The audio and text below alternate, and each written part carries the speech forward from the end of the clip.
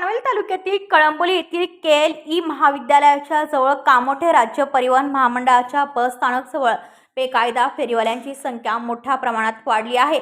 यावर कोणतीही ठोस कारवाई होत नसल्याने दिवसेंदिवस यात वाढ होत आहे।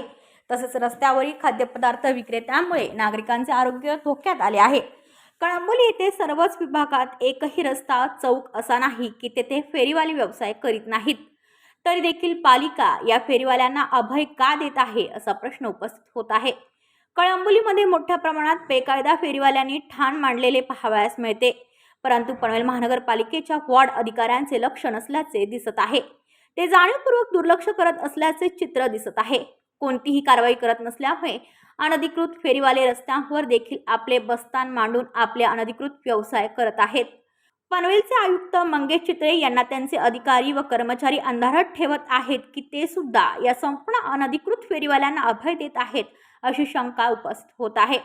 रस्त्यावरचे उघड्यावरचे विविध तळलेले पदार्थ, ज्यूस खाऊन व पिऊन नागरिकांना साथीच्या रोगांना आमंत्रण देण्याचे काम उघड्यावरील खाद्यपदार्थ विक्रेते करत असून फेरीवाल्यांची संख्या सातत्याने वाढत आहे।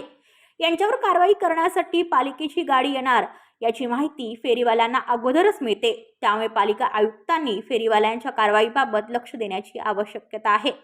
तसेच रस्त्यावर वाहतुकीला अडथळा निर्माण करण्यात येत असलेल्यावर आयुक्त मंगेश चित्रे कोणती कारवाई करतात यावर नागरिकांचे लक्ष लागले आहे। अन्यथा पनवेल महानगरपालिकेच्या आयुक्तांच्या कार्यपद्धतीवर नक्कीच शंका उपस्थित होत आहे।